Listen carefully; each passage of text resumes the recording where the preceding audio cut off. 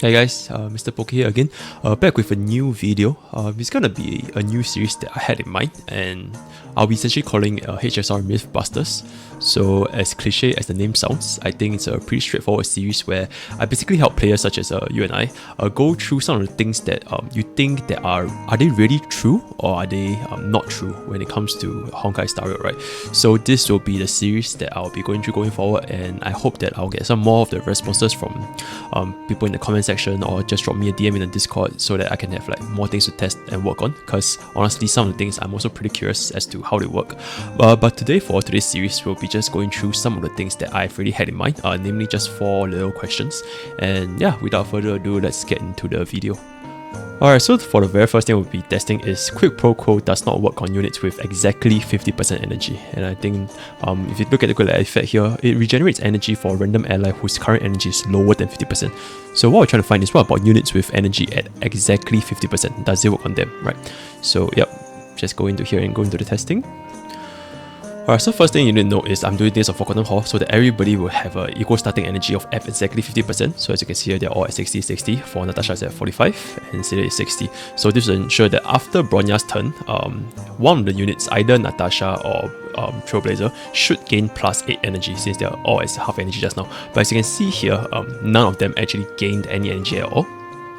So I guess this is the first part, and it's pretty easily busted that it indeed does not work on units with exactly 50% energy, right? But let's just be double confirmed and make sure that the finding is right. Alright, so what I'm essentially doing here is just removing quick Pro Quo on the light cone and see what are the effects when she actually enters, right? But this is really just a failsafe, and I really don't think this changes the effect of the testing at all. So if you take a look here, all our units are exactly 50% energy. And Bronya is going to auto attack once. And we'll take a look at the energy generation. As you can see here, she's still at 84 and the rest of the units are at 60. So I think this pretty much solidifies the fact that this myth is in fact truth.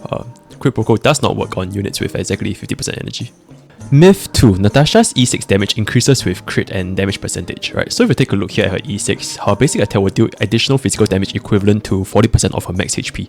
So what we're going to essentially be testing is, does this damage itself have any crits, and as well as is it affected by any sort of like damage multiplier such as Bronya's E-buff, right?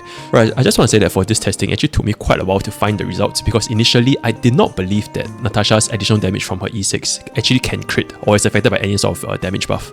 It's just strictly based on her max HP.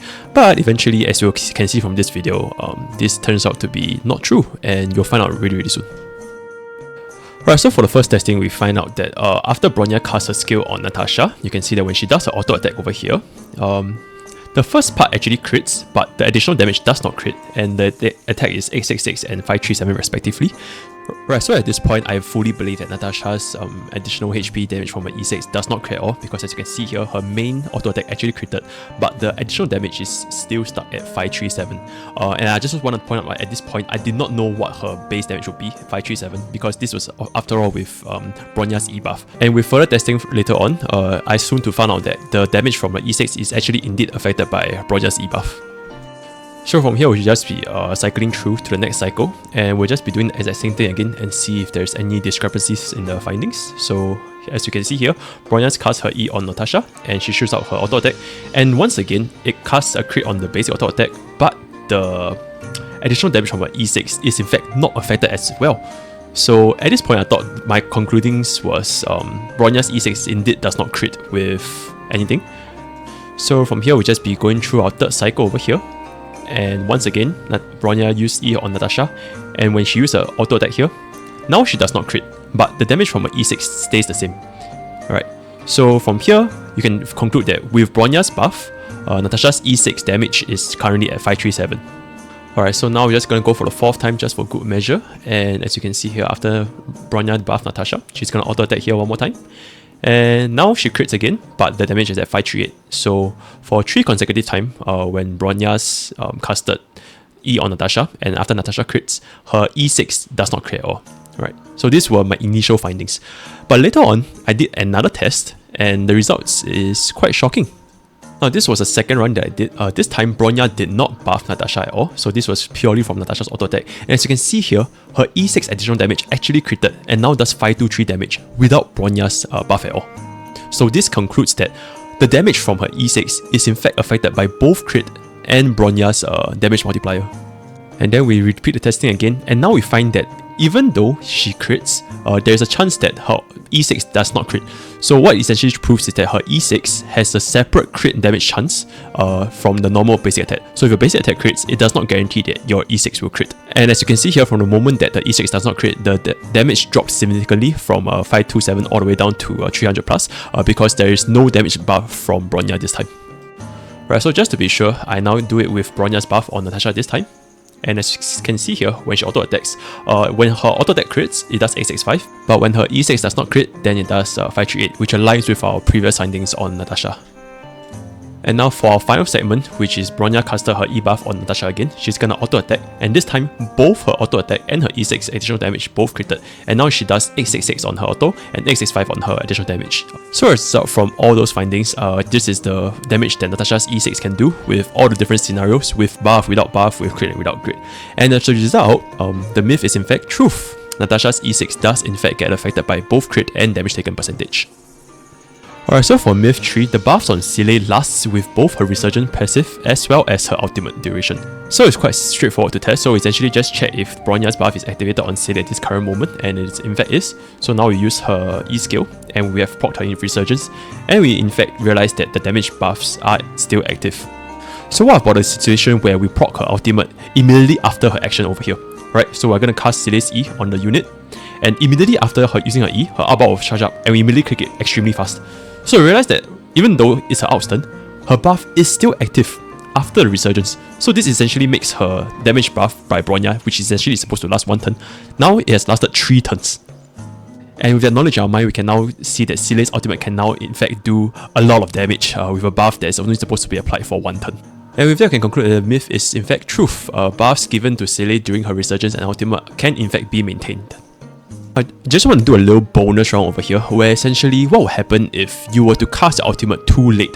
Like, what if Seele's turn after her Resurgence is already over? Does she still maintain her buffs after then? So over here, as you can see, with Bronya's skill cast on Seele, we have both the damage buff applied, and she's gonna cast her E onto a minion and trigger her Resurgence. Right, and as we know, having Resurgence does in fact maintain the buff triggered by Bronya. So right now, we cast our ultimate after it's our Fire MC's turn. And as you can see here, the buff is gone. Right, so the moral of the story is click your ultimates fast enough. If not, you will in fact lose the 1 turn buffs that is given to Seele. So for myth number 4, which is our last myth, break damage scales with attack percentage and crit damage. For context, this will be the stats we used on our Shushan for testing, which is 1600 attack as well as 63% crit damage, and we have a break effect of 18.1%. So we're just gonna fast forward this a little bit here, since the only thing we want to find out is how much damage does Shushan do upon breaking, right? So we're just gonna keep fast forwarding here, and now this is the specific part where Shushan is gonna use her ult and cause a break onto the enemy unit. And I slowed this down specifically, and we'll see how much damage does Shushan's break actually does. As you can see here, the break is at 8154, so this is the number we need to take note of. Shushan's break damage is currently at 8154. Now we remove Shushan's gears, and now we can see that her attack is now only at 784. It's almost like a 900 attack damage decrease, so there should be a difference, a very obvious difference in break damage if the myth holds true, right? That break damage is in fact affected by attack percentage or crit damage. So right now, we can see here, Shushan is going to out and trigger her break. And as we see over here, when it breaks the unit, the damage is still in fact at 8154. So attack values have nothing to do with break damage. Now we'll be changing our sets to the break effect set, which is the thief set, and see whether does that actually affect our break damage on Shushan. And just a spoiler, it does affect break damage. So you can see here my break effect is now at 32%, which compared to the previous percentage, it's a lot higher now, but our attack is still really low. So let's find out if this changes anything.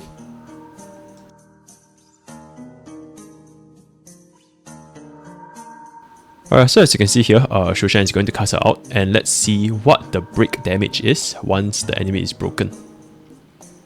It is now at 9151, so we can firmly conclude that break damage is in fact affected only by break effect, and therefore this myth is busted. Alright, so that is all for the first episode of HSR MythBusters. Glad you guys can join me today. And I'll be on the lookout for the comment section as well as my personal Discord. I've dropped all my links in the description below. And yeah, if there's anything that you guys would want me to test out, like any theories that you guys want to disprove or things that you are not clear with, feel free to just let me know and I'll be happy to test them in the next episode. So until then, take care.